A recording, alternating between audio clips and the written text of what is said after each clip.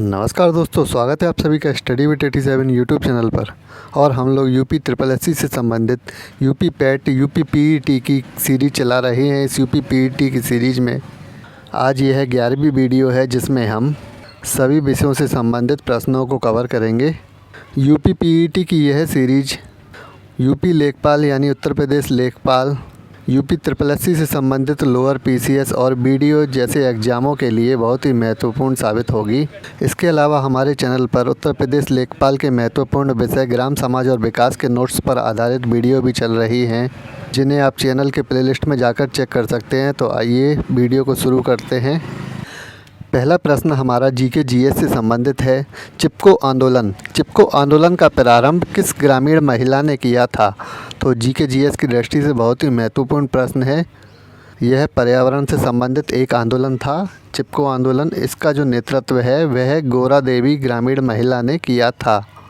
उत्तराखंड राज्य के चमोली ज़िले में वृक्षों की कटाई के विरोध में ग्रामीणों ने इस आंदोलन का प्रारंभ किया। यह पर्यावरण सुरक्षा से संबंधित आंदोलन था। वर्ष 1970 और 1975 के मध्य में इस आंदोलन को गौरा देवी ने दिशा दी और आगे चलकर सुंदरलाल बहुगुणा ने इस आंदोलन को आगे बढ़ाया। ज़्यादातर अनेकों जगहों पर सुंदरलाल बहुगुणा का ही नाम इस आंदोलन के लिए देखने मिला है, परंतु ग्रामीण महिला गौरा देवी इसी आंदोलन से संबंधित महत्वपूर्ण महिला हैं, जिनके प्रयासों से ही यह आंदोलन प्रारंभ हुआ था। उत्तराखंड में क्या हुआ कि सरकार पेड़ों की कटाई कर रही थी और इन वृक्षों की कटाई रोकने के लिए चिपको आंदोलन के दौरान ग्रामीण लोग पेड़ों से चिपक कर खड़े हो जाते थे ताकि पेड़ नहीं कटे जा सकें। आगे देखते हैं। चिपको आंदोलन की वजह से ही भारत में 1980 में वन संरक्षण अधिनियम लागू हुआ था। तो इस आंदोलन ने पर्यावरण से संबंधित यानी पर्यावरण संरक्षण से संबंधित महत्वपूर्ण कार्य किए और वन संरक्षण अधिनियम 1980 में इसी आंदोलन की वजह से लागू हुआ था। यानी कि वनों के महत्व के बारे में इस आंदोलन ने जन जन तक बात पहुंचाई और सरकार को इस पर आधारित संरक्षण अधिनियम लागू करना पड़ा। चलिए देखते हैं अगला प्रश्न, सामान्य हिंदी पर आधारित है। वह कवि जो तत्काल कविता करे क्या कहलाता है? तो इस प्रकार का कवि यानी इस प्रकार के शब्द अक्सर परीक्षाओं में पूछे जाते हैं। कई शब्दों का एक शब्द होता है, जैसे कि वह कवि जो तत्काल कविता करे आंसू कवि कहलाता है। अनेक शब्दों के एक अर्थ में और भी इस प्रकार के प्रश्न परीक्षाओं में बनते हैं, उनके विषय में भी देख लेते हैं। वह जानवर जो किसी की देख रेख में ना हो अनेर कहलाता है। जिस जानवर का कोई मालिक ना हो अन्ना जानवर कहलाता है। इसे अन्ना कहा जाता है इस प्रकार के जानवरों को। जिसकी सभी कामनाएं पूरी हो गई हों उसे कहते हैं आप्तकाम। अग्रज के विवाह से पूर्व अनुज का विवाह यानी कि बड़े के विवाह से पूर्व छोटे भाई का जो विवाह है, इस प्रकार के शब्दों को एक शब्द में अनुवेश कहते हैं। जिसका ज्ञान इंद्रियों द्वारा न हो अगोचर कहलाता है। ये कुछ महत्वपूर्ण शब्द थे जो अक्सर परीक्षाओं में पूछे जाते हैं। जब हमारी सामान्य हिंदी की क्लास प्रारंभ होगी तो उसमें उन सभी शब्दों को हम एक वीडियो में कवर करेंगे। चलिए अभी देखते हैं अगला प्रश्न। अगला प्रश्न इतिहास के आधुनिक भारत पर आधारित है। भारत में रॉलेट एक्ट कब लागू हुआ था? रॉलेट एक्ट बहुत ही महत्वपूर्ण टॉपिक है, इस पर प्रश्न अक्सर पूछे जाते हैं। रॉलेट एक्ट के विषय में दो बातें याद रखिएगा। जो इसका गठन है वह 1917 में हुआ था, जबकि यह लागू 1919 में हुआ था। तो याद रखिएगा, भारत में जो रॉलेट एक्ट लागू हुआ था वह 1919 वर्ष में हुआ था। रॉलेट एक्ट में भारतीयों पर बिना मुकदमा चलाए जेल भेज दिए जाने का प्रावधान था। अंग्रेज़ों द्वारा यह एक्ट लागू किया गया था, तो इसमें भारतीयों पर बिना मुकदमा चलाए ही जेल भेज दिए जाने का प्रावधान था, जिसका लोगों ने विरोध किया। और रॉलेट एक्ट के विरोध में ही एक सभा चल रही थी अमृतसर के जलियांवाला बाग में, जहां इस सभा पर ब्रिटिश जनरल डायर के कहने पर गोलियां चला दी गई, जिसमें सामूहिक रूप से अनेकों लोग मृत्यु को प्राप्त हो गए। और यह घटना जलियांवाला बाग हत्याकांड के नाम से भी जानी जाती है। इसके बारे में आपने सुना भी होगा। करंट में अभी 4 जनवरी को चौरी चौरा घटना के शताब्दी वर्ष के प्रारंभ पर शताब्दी दिवस मनाया गया है। चौरा चौरी कांड भी बहुत ही महत्वपूर्ण है। इसके बारे में अभी हम किसी वीडियो में विस्तार से चर्चा करेंगे। चलिए अभी देख लेते हैं अगला प्रश्न। विश्व भूगोल पर आधारित महत्वपूर्ण प्रश्न। उत्तरी अमेरिका और दक्षिणी अमेरिका को कौन सी नहर आपस में जोड़ती है? विश्व भूगोल में इस प्रकार की नहरें और जल संधियों के विषय में अक्सर प्रश्न पूछे जाते हैं। चलिए देख लेते हैं। उत्तरी अमेरिका और दक्षिणी अमेरिका को जोड़ने वाली नहर पनामा नहर है। दक्षिण अमेरिका के विषय में कुछ और भी महत्वपूर्ण बातें हैं जिनको देख लेते हैं। दक्षिण अमेरिका की सबसे ऊंची चोटी एकांकागुआ ओजोस डेल सैलेडो पर्वत पर स्थित है। ओजोस डेल सैलेडो पर्वत श्रृंखला दक्षिण अमेरिका में स्थित है। इसकी ये जो सबसे ऊंची चोटी है एकांकागुआ है। प्रश्न इस प्रकार से भी पूछा जाता है कि एकांकागुआ की चोटी किस देश में स्थित है या किस महाद्वीप में स्थित है, तो याद रखिएगा दक्षिण अमेरिका। और किस पर्वत श्रृंखला पे है, तो याद रखिएगा ओजोस डेल सैलेडो।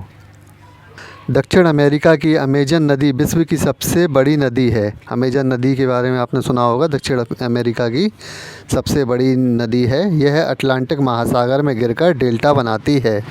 दक्षिण अमेरिका के इक्वाडोर देश में कोटोपैक्सी सक्रिय ज्वालामुखी स्थित है जिससे लावा निकल रहा है। सक्रिय ज्वालामुखी का यही अर्थ होता है जिससे बराबर लावा निकल रहा हो।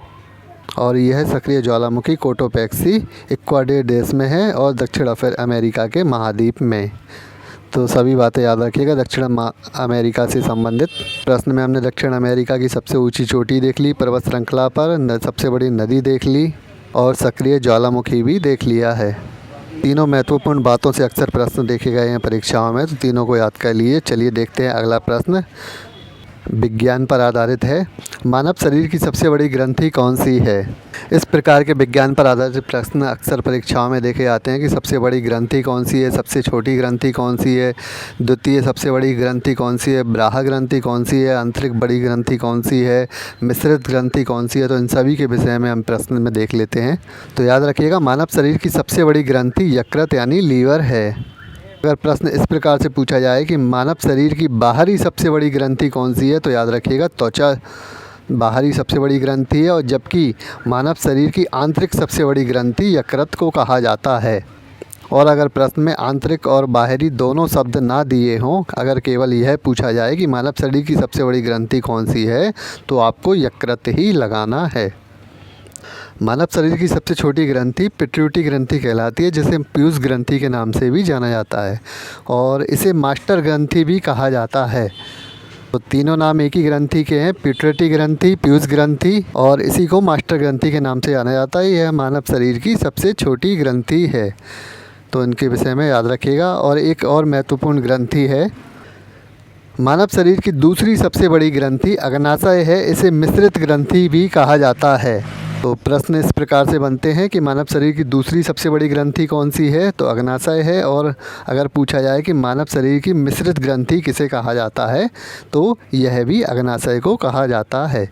इस प्रकार के प्रश्न अक्सर परीक्षाओं में देखे जाते हैं, तो इन सभी के विषय में याद रखिएगा। चलिए देखते हैं अगला प्रश्न। अगला प्रश्न यह राजनीति शास्त्र के संविधान से आधारित है। संविधान सभा ने राष्ट्रीय ध्वज यानी तिरंगे का प्रारूप कब अपनाया था? तो संविधान सभा में तिरंगे का प्रारूप 22 जुलाई 1947 को अपनाया गया था। आज़ादी से लगभग 22-23 दिन पहले इसको अपनाया गया था, तिरंगे को संविधान सभा में, याद रखिएगा। के अलावा कुछ और भी महत्वपूर्ण प्रश्न है कि संविधान को राष्ट्रगान के रूप संविधान में राष्ट्रगान को कब अपनाया गया, वंदे मातरम राष्ट्रीय गीत को कब अपनाया गया, अशोक स्तंभ को कब लिया गया, तो इन सभी के विषय में भी देख लेते हैं। रविंद्रनाथ टैगोर द्वारा रचित जन गण मन को भारत के राष्ट्रगान के रूप में संविधान सभा ने 24 जनवरी 1950 में अंगीकृत किया था। प्रश्न किसी भी प्रकार से पूछा जा सकता है। रविन्द्रनाथ टैगोर द्वारा रचित है जन गण मन, जिसे राष्ट्रगान के रूप में 24 जनवरी 1950 में संविधान सभा में अपनाया गया था। इसके अलावा बंकिम चंद्र चटर्जी द्वारा रचित वंदे मातरम को भारत के राष्ट्रीय गीत के रूप में 24 जनवरी 1950 को ही अपनाया गया। ये दोनों जो हमारा राष्ट्रगान और भारत का जो राष्ट्रीय गीत है, इन दोनों को एक ही दिन संविधान सभा की बैठक में 24 जनवरी 1950 की बैठक में अपनाया गया था। संविधान सभा ने सारनाथ स्थित अशोक स्तंभ के शीर्ष अनुकृति को राष्ट्रीय चिन्ह के रूप में 26 जनवरी 1950 में अपनाया था। यानी कि जिस दिन संविधान लागू हुआ था देश में, उसी दिन राष्ट्रीय चिन्ह के रूप में अशोक स्तंभ को अपनाया गया था। यह सारनाथ से लिया गया है। ये सभी महत्वपूर्ण पॉइंट हैं। चलिए देखते हैं अगला प्रश्न। इतिहास के प्राचीन भारत पर आधारित है। बाणभट्ट किस शासक का दरबारी कवि था? तो बाणभट्ट जो है हर्षवर्धन का शासक दरबारी कवि था। ये हर्षवर्धन शासक का जो दरबारी कवि वह बाणभट्ट था और जिसने हर्षचरित्र की रचना की थी। इसके अलावा हर्षवर्धन ने स्वयं भी कुछ रचनाएं की थी नाटकों की, जिनमें से प्रमुख 3 नाटक हैं नागानंद, रत्नावली और प्रियदर्शिका। इन 3 नाटकों की रचना हर्षवर्धन ने स्वयं की थी। चीनी यात्री हेंग सांग हर्षवर्धन के शासनकाल में भारत आया था। इसे अपनी यात्रा वृत्तांत सी यू की नामक पुस्तक में लिखी थी। यानी कि ये जो चीनी यात्री हेंग सांग भारत में हर्षवर्धन के शासनकाल में आया था, इसने अपनी भारत यात्रा का जो वृत्तांत है वह सी यू की नामक पुस्तक में लिखा है। चीनी यात्री 4 प्रमुख चीनी यात्री हैं। फांगयान है, इत्सिंग है। इसके अलावा भारत में जो भी यात्री किन किन शासकों के काल में आए हैं, इनसे प्रश्न अक्सर पूछे जाते हैं। हमारी जो मध्यकालीन भारत की सीरीज़ चल रही है, उन सभी यात्रियों को हम एक वीडियो में उस सीरीज़ में कवर करेंगे।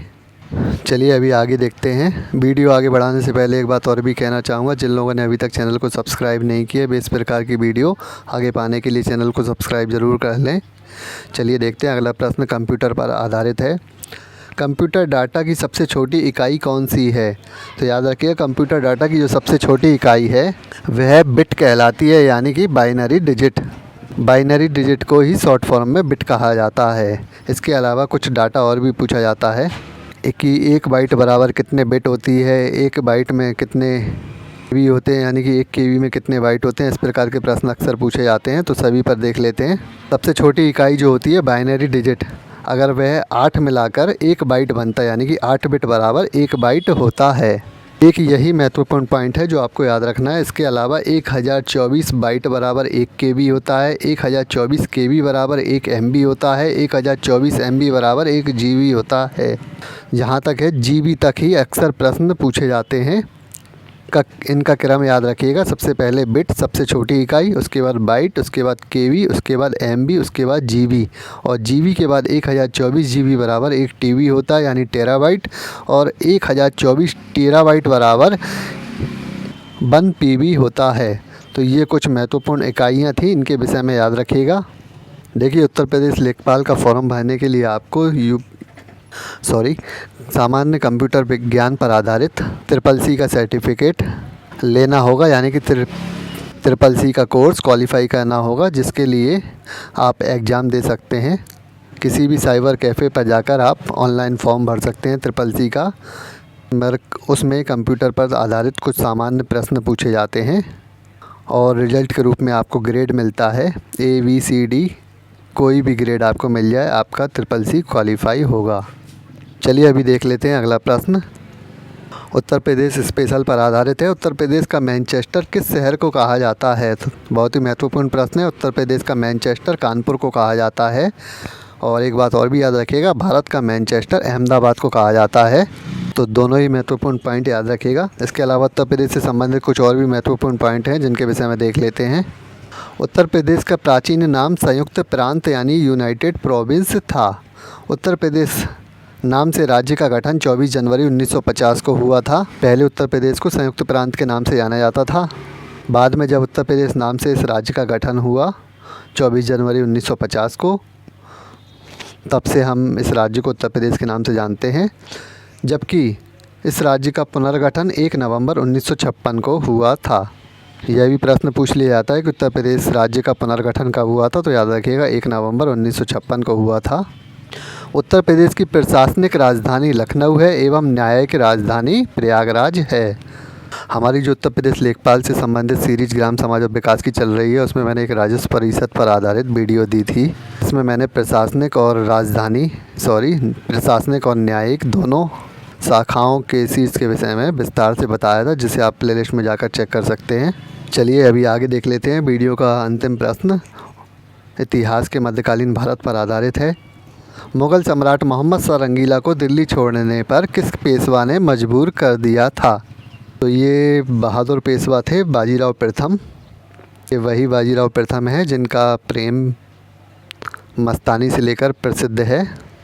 बाजीराव मस्तानी पर आधारित मूवी भी बनी है। पेशवा के सबसे सूरवीर योद्धाओं में थे बाजीराव प्रथम। इनके विषय में और भी बातें देख लेते हैं। 1737 में दिल्ली पर आक्रमण करने वाले प्रथम बाजीराव पेशवा ही थे। तो यानी कि दिल्ली पर सर्वप्रथम जिस पेशवा ने आक्रमण किया था वे बाजीराव प्रथम ही थे। बाजीराव प्रथम ने 1728 में पालखेड़ा के मैदान में हैदराबाद के निज़ाम को भी पराजित किया था। तो हैदराबाद के निज़ाम को भी पालखेड़ा के युद्ध में इन्होंने पराजित किया था। इसके अलावा इनका एक महत्वपूर्ण युद्ध और भी है जिसे हम बेसिन के युद्ध के नाम से जानते हैं। 1739 में बाजीराव प्रथम ने पुर्तगालियों से बेसिन के युद्ध में सालसेट और बेसिन के द्वीप क्षेत्र को छीन लिया था। ये एक पेशवा ऐसे हैं जिन्होंने पुर्तगालियों को पराजित कर उनके 2 द्वीप क्षेत्र सालसेट और बेसिन को छीन लिया था। यह बेसिन के विजय के रूप में भी जानी जाती है यह लड़ाई। तो ये महत्वपूर्ण प्रश्न थे। तो इसी के साथ इस वीडियो को समाप्त करते हैं। इस प्रकार की वीडियो आगे पाने के लिए चैनल को सब्सक्राइब ज़रूर कर लें और वीडियो पसंद आती है तो लाइक कमेंट भी ज़रूर करें। धन्यवाद।